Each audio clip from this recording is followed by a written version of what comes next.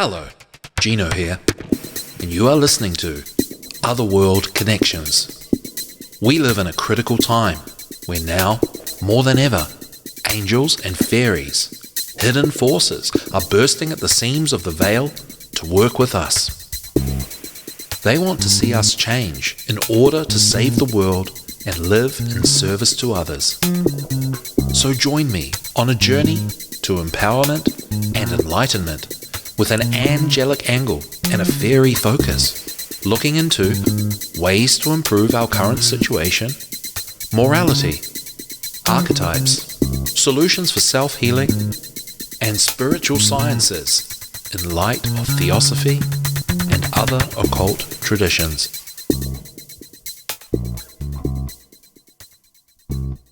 Hello. Welcome back to Otherworld Connections. I'm your host Gino, and today's show we are talking about another fairy tale from Celtic fairy tales for children, Gold Tree and Silver Tree. That's what we're talking about today.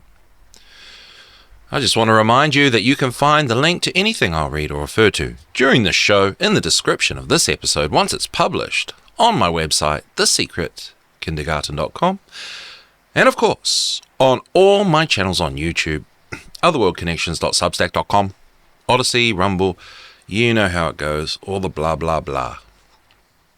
So fairy tales are important, and I continue to look at fairy tales in this show, Otherworld Connections, and on my other show, The Secret Kindergarten, Grown-Ups Edition, on Saturdays, Eastern, 2 p.m.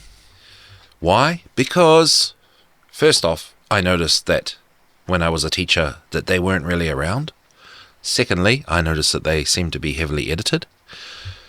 Thirdly, when I would get into fairy tales, the young kids would attach to them like glue, and we just couldn't drop the fairy tale. And one thing I had learnt in my time as a teacher, that children love repetition of things that are necessary for them, that are healthy for them, that are beneficial, that are naturally good for them. And so fairy tales fit the bill there. And fairy tales, as we have discovered in our research here on this show and on The Secret Kindergarten, that they are nutrition for the soul. So they are feeding our connection with nature and the universe, and an understanding of the rules of life and the laws, the natural laws, all those kind of words, right?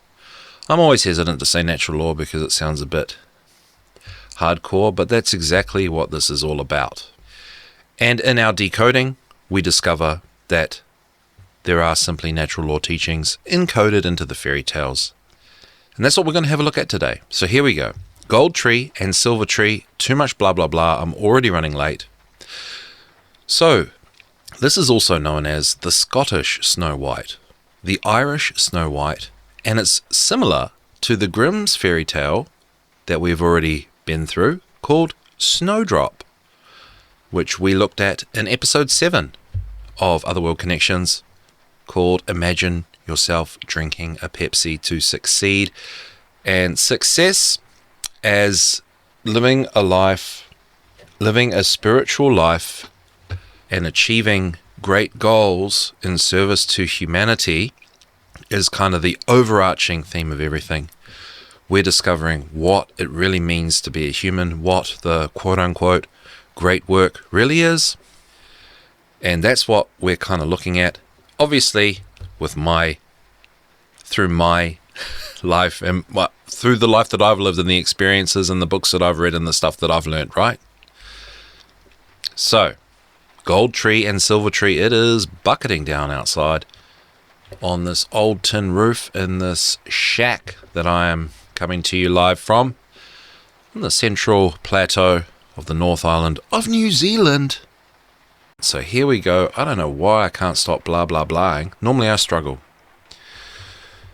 There once lived a king who had a queen called Silver Tree and a beautiful daughter called Gold Tree.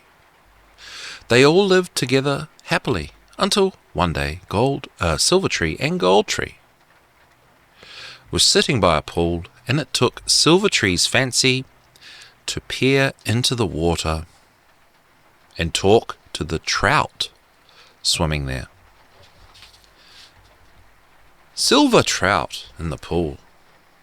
Who is the most beautiful queen in the world? You know how the story goes, right? Gold Tree is the most beautiful, replied the fish. Silver Tree was mad with jealousy. She could not stand the fact that there was someone in the world, someone in her very family, who was more beautiful than she.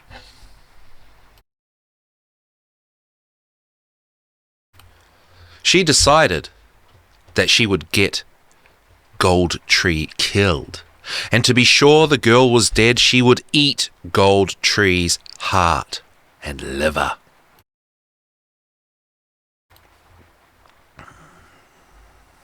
And you know I read these stories like you're all children, right? That's the only way I know. The queen was so mad with jealousy that she told her husband, begging him to kill their daughter and give her the heart and liver.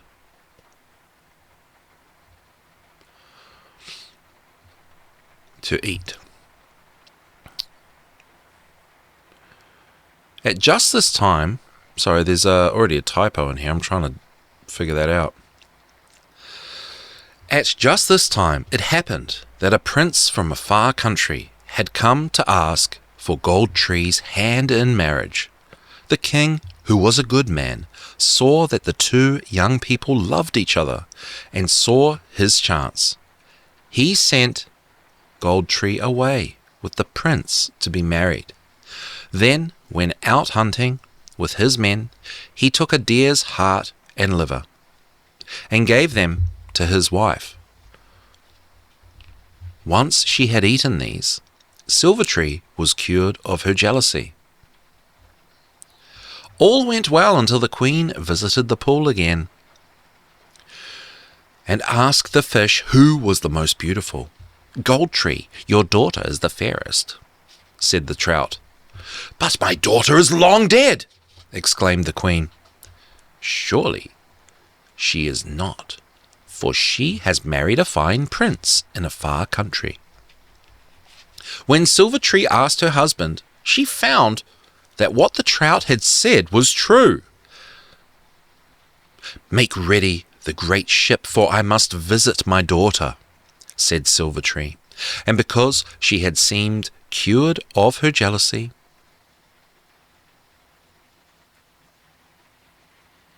the king let her go. Oh, sorry guys, there's mad typos in this. I have to I don't know what's going on here.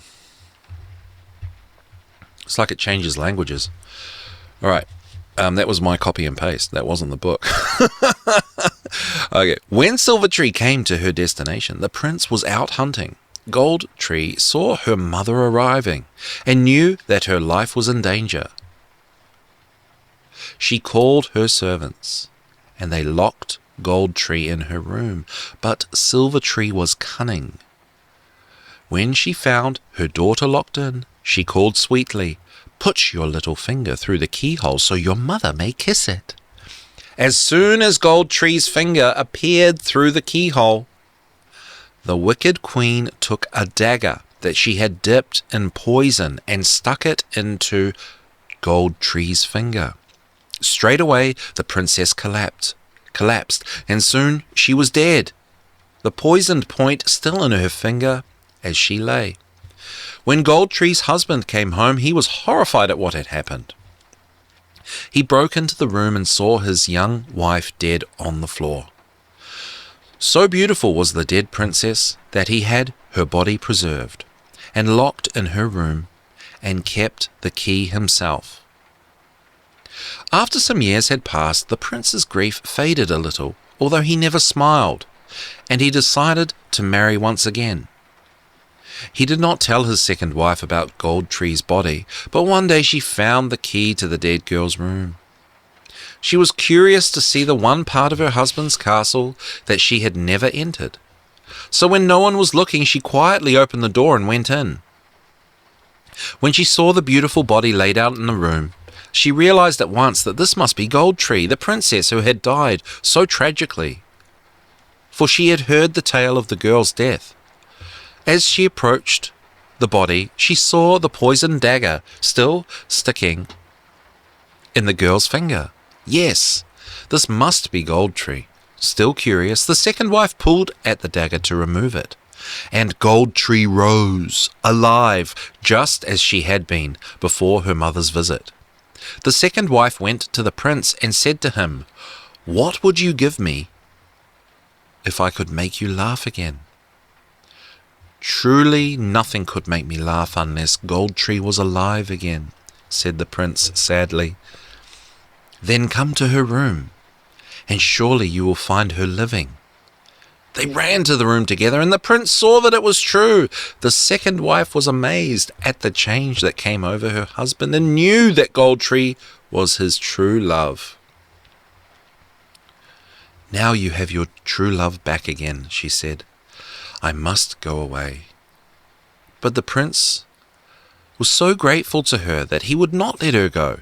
He insisted that she remain in his household alongside Gold Tree. Everything went well for them until Silver Tree visited the pool once more. The queen was horrified when the fish told her that Gold Tree was still the most beautiful woman in the world. "But I stabbed Gold Tree with poison and she is long dead," protested the queen. "You stabbed her, but she is still alive," the fish replied. And so Silver Tree once more set sail to her daughter's home. And it happened that the prince was out hunting when she arrived.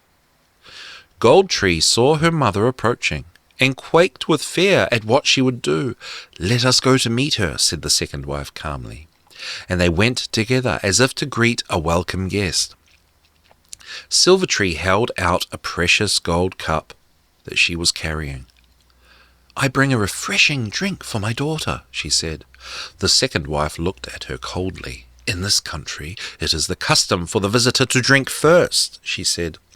Silver Tree raised the cup to her mouth, but hesitated, knowing that if she drank, she would kill herself. Just at that moment, the second wife's arm shot out and struck the cup, sending some of the deadly poison straight down Silver Tree's throat. The wicked queen fell dead to the floor, and the servants took up her body to bury her. At last, Gold Tree, the prince, and his second wife could live in peace. So, decoding. We're going to use Symbolism, a comprehensive dictionary by Stephen Older. It is comprehensive, so that's why we're using it. And I'll be honest, I say it's a little bit rude of me to do it like this, because we know that decoding the symbolism of stories is very difficult and challenging, and there are books written on these things, books and books and books, and oftentimes I think the books are wrong, and these people have probably spent years on this stuff, and here I am just batting one out in a couple of hours, just so you know, okay, that I know that it's kind of hubris, right? I'm just telling you that. Humble pie aside, there's something bigger than the actual symbolism of the actual story that is important. It's about generally knowing that fairy tales are important and inspiring people to bring them back and to read them, and eventually finding a way to incorporate them into a type of natural curriculum for children. Now, this is Otherworld Connections. One of the gateways to these Otherworld Connections is caring for and spending time with young children, and this is where we start crossing over with the Secret Kindergarten. Oh well, it's all heading in the same direction perhaps, but fairy tales are, in this case, in this sense, the gateway to an understanding of that which we cannot see, natural law, universal principles, things like hierarchies, say, other beings. The fairy realm loves humans reading fairy tales. It's something that they have Not jealousy. Jealousy is not admiration. That's the word. Reverence for. And that's why I mentioned the word fairies in the intro of the show. So I've got all my timings messed up, but we're just going to do it because so far so good. So we're decoding the story. So trees, because the mum and the daughter are called trees. So that is already interesting. So trees symbolize many things, as we have been discovering on Otherworld Connections again, right? So things that you're going to find in fairy tales, you're going to find us talking about on Otherworld Connections. Things that you find in nature and so forth. Okay? So trees represent the slow process of individuation, which is really you becoming who you're supposed to be. And that involves the shadow work, working on the dark side. It includes healing and growing and trying and all those things. And the tree represents divine wisdom. And oftentimes in the fairy tales, there's a young person or a child. And in this case, it is a, hopefully not child, but probably a teen. Hopefully. This gold tree. Okay. So we're going to go for the process of individuation. Coming online. And I think part of the individuation is understanding the rules and regulations that occur in nature so you know how to apply you as subject to that and to live a successful life, a wise life. Okay, so trees symbolize many other things, so that's what we're going to go for here. Let's look at silver. Okay, the color silver. Well, silver and gold can represent the feminine and the masculine principle. Silver is the feminine. And let's say that makes sense because silver tree was the mum. Let's go with that. Silver can also symbolize the moon, and then gold the sun. And then again, that's symbolic of the masculine and the feminine principle, the sun and the moon. So gold being the masculine principle and silver being the feminine principle. And oftentimes in these fairy tales, they do tell a rudimentary allegory. I'm trying to be clever and use big words here. Oh, and I make myself laugh. An allegory of just some basics like balancing, living a life of balance, balancing the hemispheres of the brain. Have it, or in terms of masculine and feminine principles, having the feminine principle of care and not doing harm, and the masculine principle of care where you take action and you use your voice and your body to stand up for what's right and to defend yourself and potentially others when harm and wrongdoing is being done by others. So let's see if this is really about that. So gold and silver, two aspects of the same cosmic reality. So in the sense, we can, when we go into allegory, this could symbolize the mind. Oftentimes when people, when Varg Vikernes of the black metal band Burzum, who's done a lot of decoding of fairy tales, finding the deeper meaning, he ends up at human biology and biological function, reproductive function. So my decoding is just, subject to me, right? And there are correspondences to what goes on in the mind and what goes on in the physiology and what goes on externally and cosmically. So, the trout. Here's something interesting because we're talking about how I'm saying how it's similar to Snow White. The trout symbolizes wisdom and knowledge of the other world. And the mirror, as in mirror, mirror on the wall from Snowdrop, that's the one we read, the Grimm story, which is similar to Snow White, symbolizes spirituality or the spiritual, what's contained in the spiritual. So we could say it's spiritual knowledge, the mirror. So the trout and the mirror are analogous. Okay? Now that's the biggest finding of the day, I think. Okay? So interesting how the story is similar, but the difference is the trout. One of the differences is the trout in the mirror, but they mean the same thing, eh? Pretty cool, huh? Alright. The heart symbolizing willpower. The liver symbolizing strength. So, if we think of Silver Tree eating the heart and the liver, she is embodying willpower and strength. Two things that are required as part of the masculine principle to be paired with the feminine principle. Does that make sense? The poison dagger. Dagger symbolizes the masculine principle too. Poison symbolizes actions and ideas,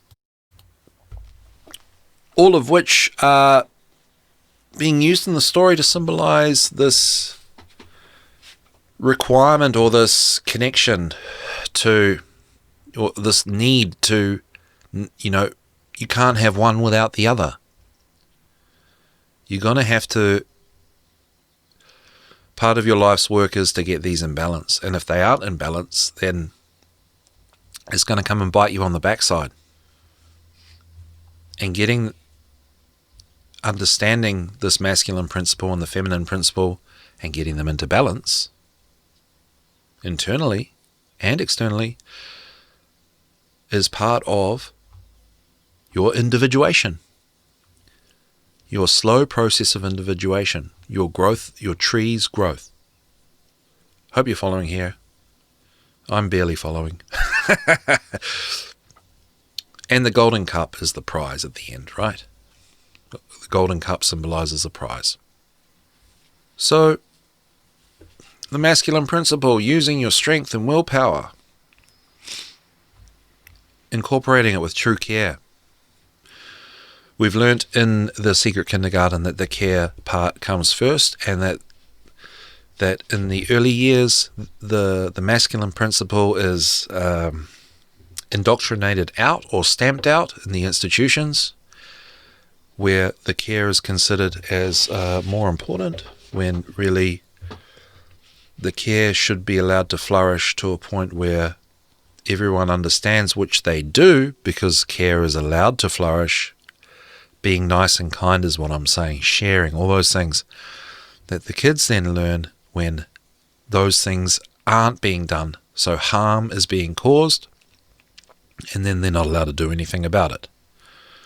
And I believe that this is a story that allegorizes that. At least it highlights this coming together, or this coming together of the masculine and the feminine principle. And interesting, the reason that these fairy tales don't get read anymore is because of things like poison daggers. So these masculine things that come across in the story as violence, which it is, certainly is. Violence is probably the main reason that fairy tales have been removed from the zeitgeist, because of their brutality, when really kids can handle it, and it is synonymous with the removal of the masculine principle in the institutions. So the masculine principle, whether people know that this is what is being allegorized in the story or not, is ironically being banned too, because of masculine things such as violence, dagger, poison, wrongdoings physically are being snubbed out too. When really, it's talking about integrating. And we could also say that this is integrating the shadow as well. All right. In Snowdrop, let's have a look. Snowdrop was the Brothers Grimm fairy tale, and I said it was, I actually made a really clever little blurb about it at the end. For empowerment, success, and control of your life. Okay, so that's the golden silver tree. To live your true purpose, you must be naive and innocent. Well, Gold Tree was innocent girl. Have high energy, sustained energy. There's that willpower and strength. Be knowledgeable about psychology. Well, we did end up talking a little bit about shadow work, and knowledgeable about psychology is that balancing of the brain, the left hemisphere and the right hemisphere, and also just this outlook of balancing care and self-defense. What else is here? Recognize and work on integrating your shadow. We just mentioned that. Maintain emotional well-being by expressing yourself through pursuits in the arts and sciences. That was, I think, taken from the that was taken from the Seven Dwarfs, because in Snow White, in Snowdrop, there were the Seven Dwarfs. No Seven Dwarfs in the story, but nevertheless, we got to it. So I wonder, we got to that decode through different words, right? Correct me if I'm wrong, but I think we got there. I wonder if the Seven Dwarfs were added in to add a little bit more allegorical, like breaking it down a little bit further, a little bit of the how we go about that and why, and adding a little bit of seasoning to the mix to show that life can be a bit more interesting than just, natural law, and that we have to incorporate our own humanity and being ourselves and what we're interested in and live under those principles. Okay, what are we going to look at now? We are looking at, 10 minutes late. Okay, there's something about the seasons here. Okay, I'm just going to read a little bit. I'm thinking of ways in which fairy tales, because they are so symbolic of, the true education that we don't get. How to be human, what we should do, how we should behave, what's right, what's wrong, what's out there, where did we come from, all these things. All the stuff we're never educated about. Because these contain such rich, deep, soul, nutrition, allegories, I was curious to what they corresponded with, what other things they corresponded with, and how we can use them to create like a mandala, to amplify the power and the teachings and the resonance and blah, blah, blah, all those words, whatever I'm trying to say. How can we bring it back into a rhythmic life, a life of rhythm? So I will say that I Googled it. Excuse me, I got my orders wrong. And I just had a Brave search engine. And Brave has started doing AI responses. And here's the AI response. In bulk and Snow White connection. Imbolc, a pagan holiday celebrated on February the 1st to the 2nd, marks the midpoint between the winter solstice and the spring equinox. It's a time to acknowledge the awakening of nature, the lengthening of days, and the return of light. Snow White, a beloved fairy tale, may seem unrelated to Imbolc at first glance. However, upon closer examination, some intriguing parallels can be drawn. Number 1. Themes of rebirth and renewal. Imbolc is a celebration of rebirth and renewal, as the earth begins to stir from its winter slumber. Similarly, Snow White's story revolves around themes of transformation and new beginnings. After being awakened from her magical sleep, Snow White emerges as a radiant, beautiful princess, symbolizing the cyclical nature of life and the potential for personal rebirth. So yeah, I kind of overlooked that, right? Maybe it's obvious, but maybe it's more about finding a way to connect it to the seasons. And what would that look like? I don't know. Maybe reading Snow White on Imbolc. Maybe that's the right time to read this story, or Gold Tree, Silver Tree, or Snowdrop. Maybe that's the time to read it with the community around a fire. Idealistic, very achievable, very possible. And these things are hard to bring back, because think about, all the work that you'd have to do to consciously keep that all in mind. I mean, we can lose sight of these these days, and then trying to get people on board to basically revive things that we used to do in our ancient past. Number 2, the power of light. Imbolc is often associated with the goddess Brigid, who embodies the light and warmth of the sun. Snow White, too, is connected to light, as her beauty is illuminated by the magic of the forest, and her awakening is facilitated by the light of the prince's kiss. This emphasis on light reflects the hope and renewal that Imbolc embodies. Okay, so there's a theme of renewal. So this theme of individuation and coming online, possibly, well, is synonymous with this aspect of life. Coming online, individuating. So following the seasons and aligning with the rhythm of the seasons and celebrating the changes of the seasons, perhaps those are more important for children than just pure dogma. The life and cycle of death. Imbolc acknowledges the cycle of life and death. So coming online, individuating, becoming successful, integrating your shadow, balancing those hemispheres of the brain, understanding masculine and feminine principle, living according to those principles in balance, brings about a rebirth.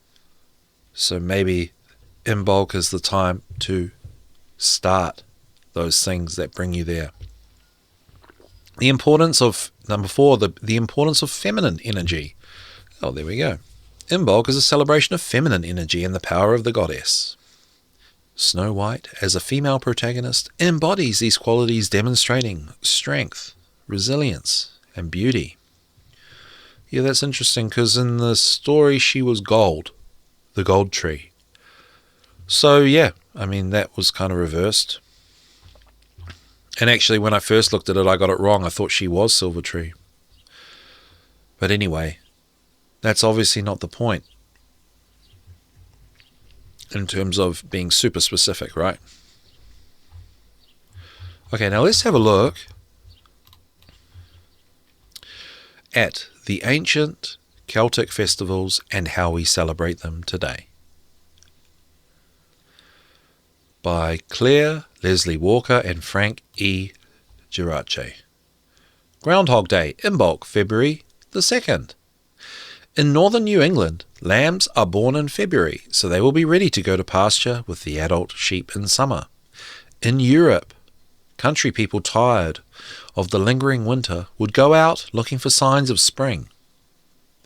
For some unknown reason, someone latched onto the badger and decided the length of its shadow would determine spring's arrival.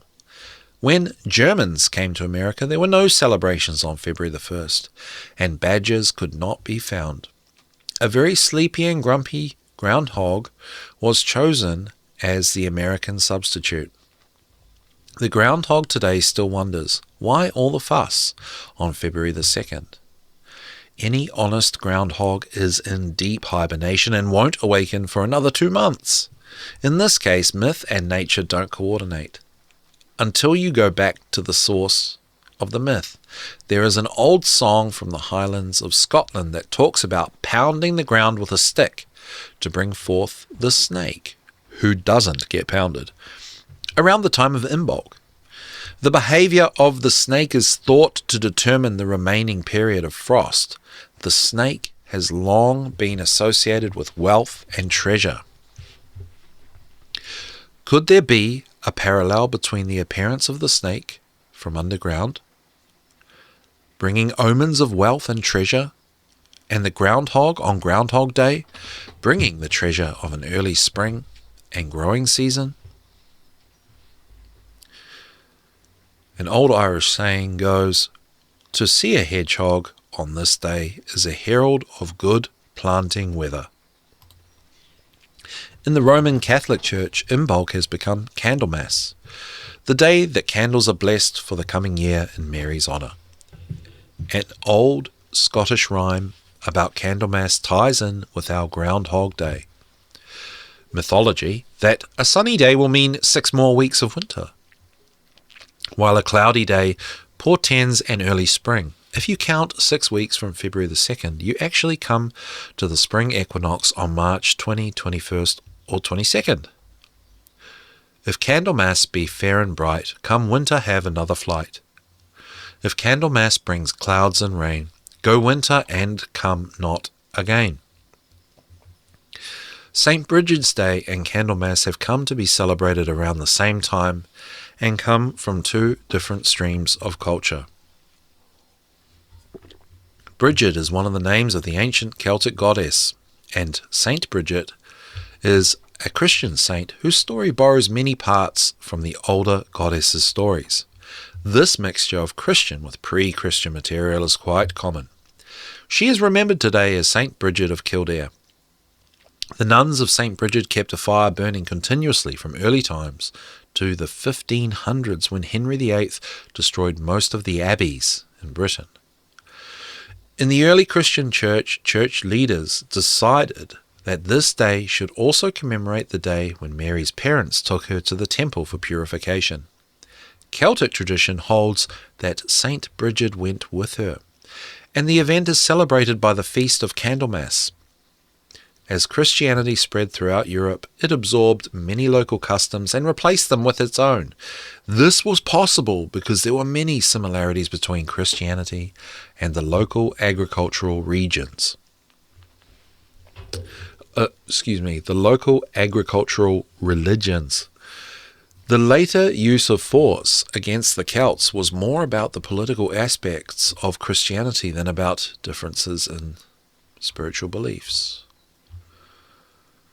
Groundhog Day, in-bulk activities. At Candlemas, St. Bridget's cross is placed on doors for protection today. In North America, woodchucks are still in full hibernation and will not awaken for 2 months. Locate sunrise and sunset times for your region. Compare with Samhain times. Notice longer daylight since December the 21st. Pour a small cup of milk or cream on the ground in honor of Imbolc and to thank the earth for feeding us through the winter's cold. Collect branches of pussy willow, forsythia, or apple. Put in water and watch them grow flowers and leaves. On a sunny day, stand outdoors, facing the sun. Close your eyes. Open your eyes and look to see where and how long your shadow is. You can determine the time of day and the time of year this way. Light a white candle in honor of new spring beginnings. Look for signs of spring coming into your area, swelling buds on trees, snowdrops, crocuses, aconite in bloom. Birds begin spring calls, finches, chickadees, jays, owls, cardinals, titmice. Roads turn from ice to mud. The white of snowdrops is a symbol of newness and transformation from dark winter to the light of spring. Okay. So, a good time to read Snow White or Snowdrop or Gold Tree and Silver Tree. Let's have a little look with about 10 minutes left at Imbolc. Recipes, Rituals and Lore for Bridget's Day by Laura Graves. Just to get an idea of things. When the dark days of winter seem to have gone on forever, the first sign of spring refreshes our souls. It is a promise that winter will not last forever, and that warm and fertile days will come again soon. Even through snow, the daffodils will push their heads up with a startling flash of green and yellow against the otherwise unbroken glare of winter's white.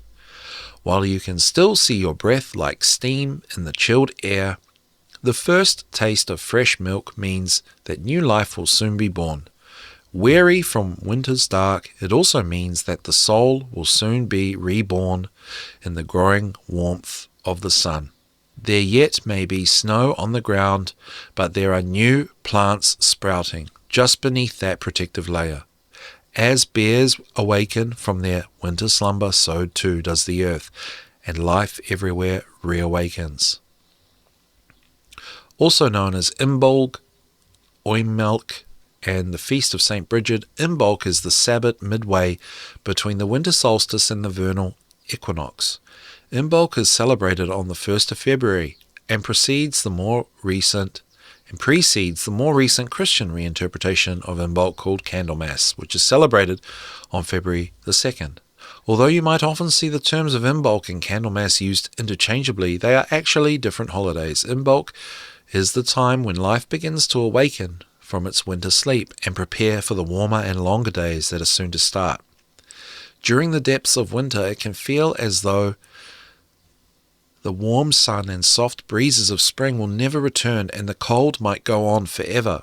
Imbolc marks the turning point when life eagerly begins to look forward to the increasingly warmer days. Imbolc is a time when new plans are made and new ideas are planted.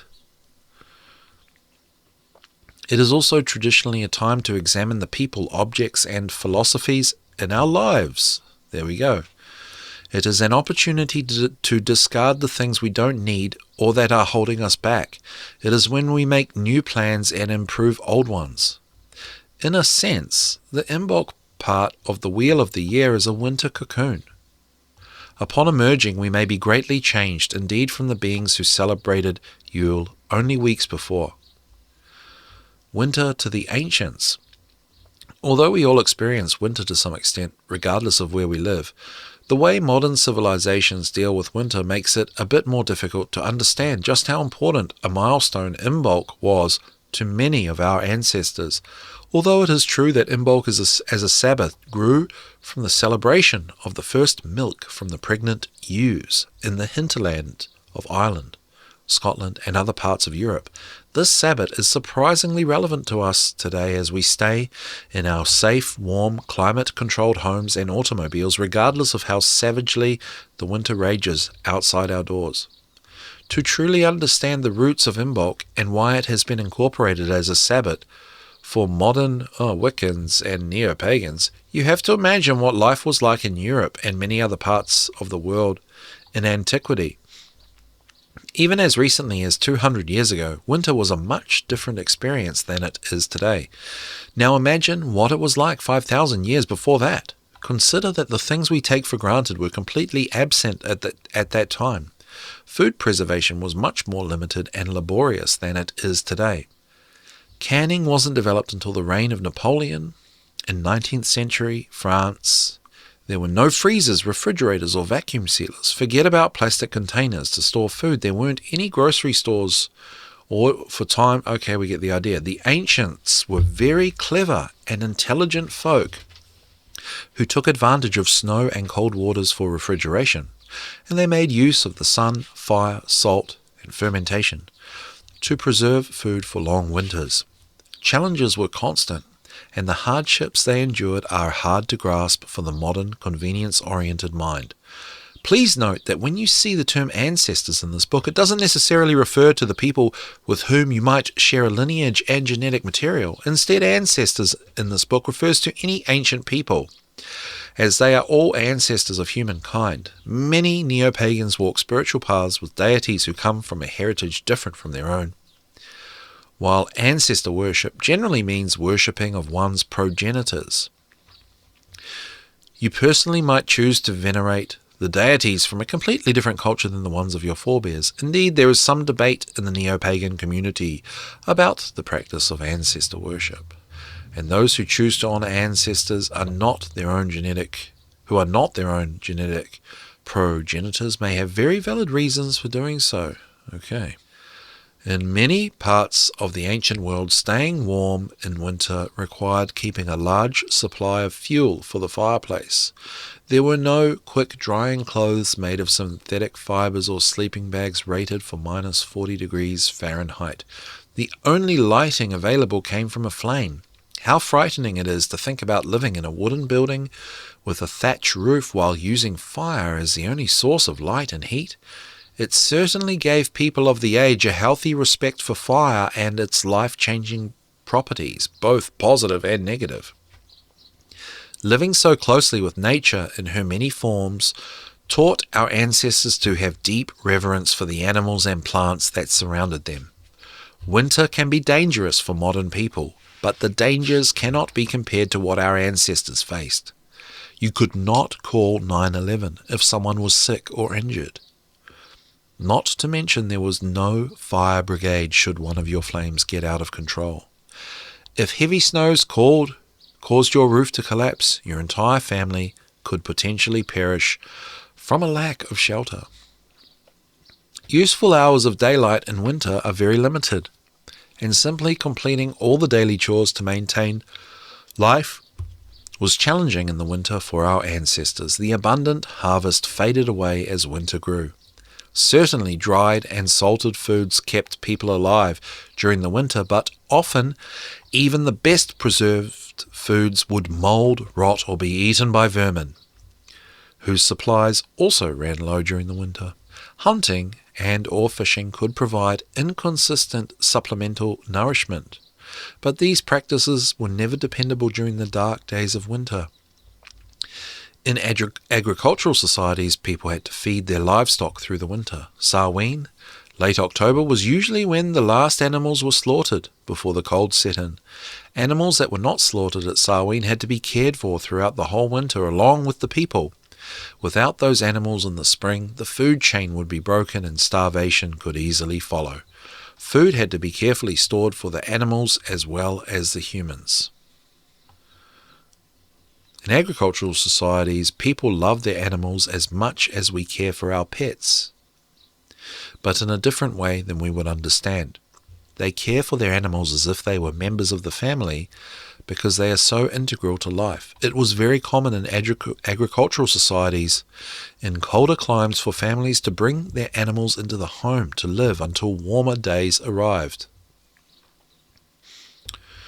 Alright, we're just going to leave it there. So,